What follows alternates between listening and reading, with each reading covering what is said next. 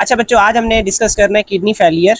ठीक है, introduction to kidney failure कि किडनी फेलियर क्या होता है बच्चों।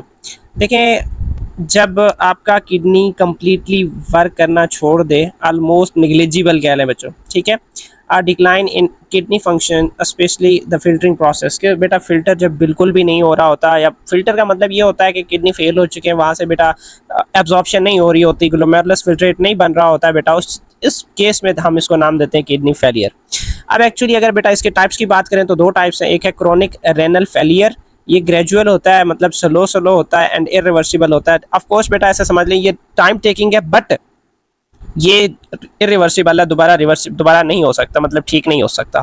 फर्दर बेटा एक्यूट रेनल फेलियर है, ये सडन होता है, लेकिन ये क्या होता है, रिवर्सिबल होता है। अब इनसे फर्दर जो ना बेटा हम इनके सिम्टम्स और काजेज कुछ पढ़ेंगे।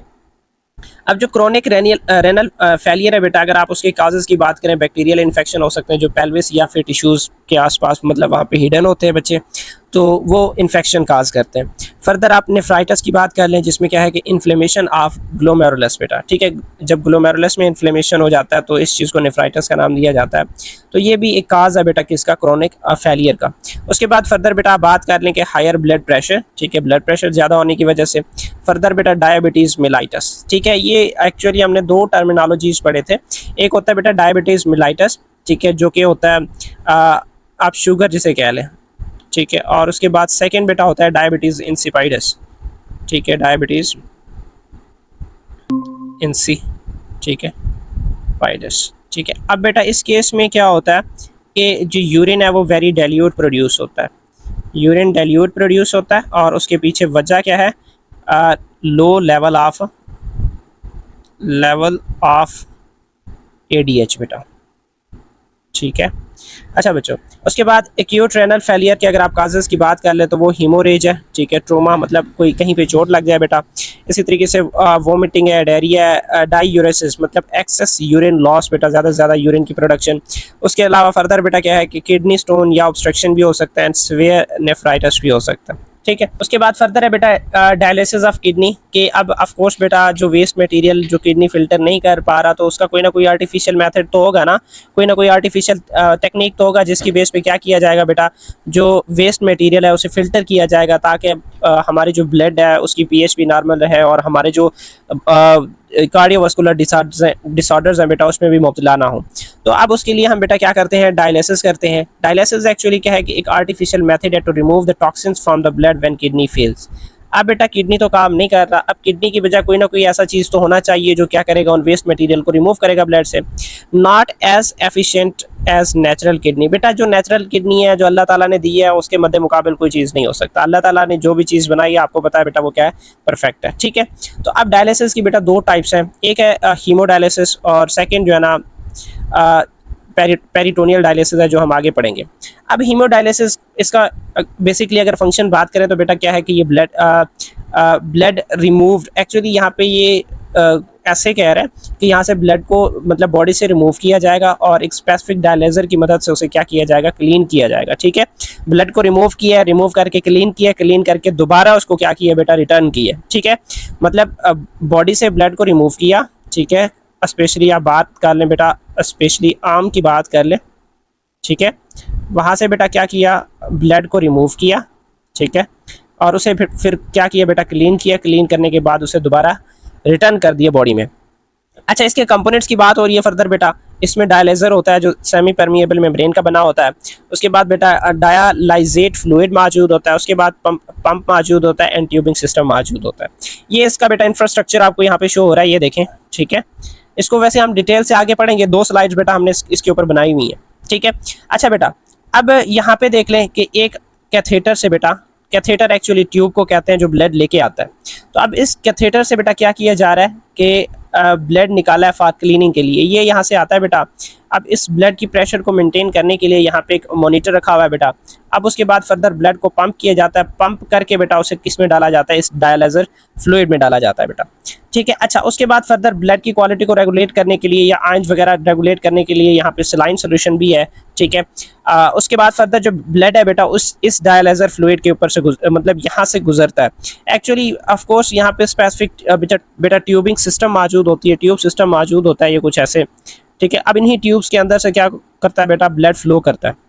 अब इस दौरान बेटा यहाँ से जो है ना फ्रेश डायलिसिस फ्लूइड मूव करता है और यहाँ से ऐसे जाता है, मतलब इस पूरे ट्यूब को सराउंड करके कवर करके फिर यहाँ से क्या करता है वो एक और जो बॉक्स है आप कह लें, एक और जो बीकर है उसमें चला जाता है। अच्छा बेटा, अब जब इस दौरान इस मैकेनिज्म से, ठीक है, ये फॉर एग्जांपल आप इसको यहाँ पे ड्रा कर लें। अब बेटा ये वो ट्यूब्स है जिनसे ब्लड गुजर रही है। अब डायलिसिस फ्लूइड बेटा इनके आसपास से गुजरेगा।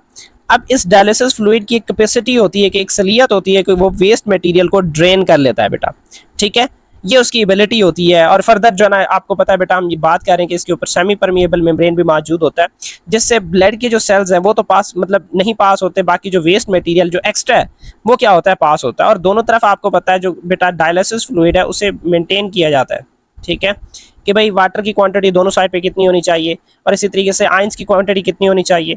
तो अब डायलिसिस फ्लूइड में तो मतलब हमारे बॉडी को जो नॉर्मल सिस्टम है ना, कि हमारे बॉडी की नॉर्मल साल्ट्स वगैरह इतने हैं तो वो डायलिसिस फ्लूइड में मौजूद होते हैं।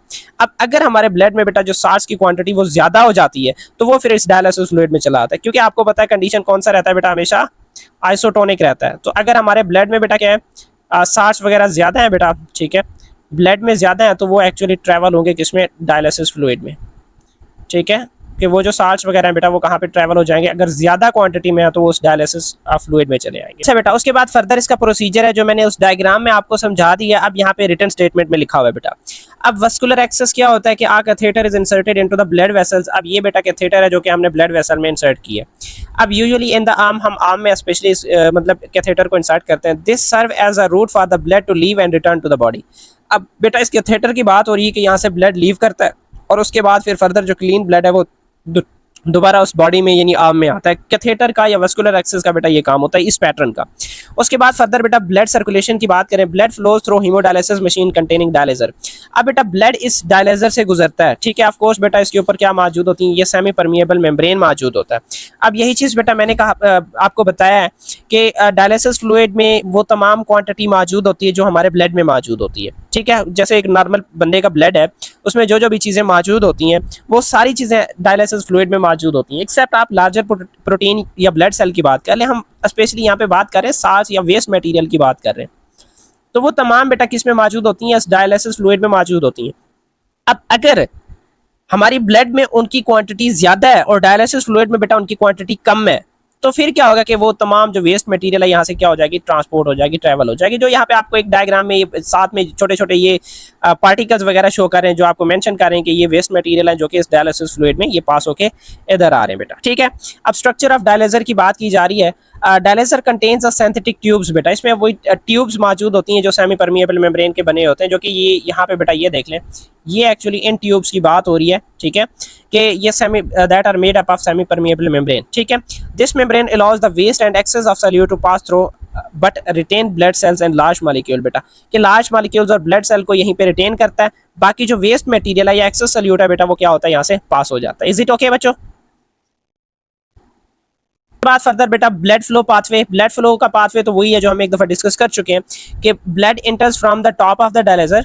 ये बेटा ये एक्चुअली इस डायग्राम के हवाले से थोड़ी डिस्कशन की गई है कि अब यहाँ पे क्या होता है बेटा, जो ब्लड है बेटा इस डायलिजर के टॉप से आता है, ठीक है, और आहिस्ता आहिस्ता से यहाँ से ये फिल्टर होता रहता है। फिल्टर होने के बाद फिर क्या होता है, यहाँ से जो ना दोबारा क्लियर होके क्लीन होके दोबारा आर्म में बेटा इंसर्ट किया जाता है। It is pump through a membranous tube, ठीक है। मेम्ब्रेनस ट्यूब यानी वही कैथेटर की हम बात कर रहे हैं बेटा, जिसकी मदद से उसे क्या किया जाता है, पंप करके उस डायलिसिस मशीन में डाला जाता है।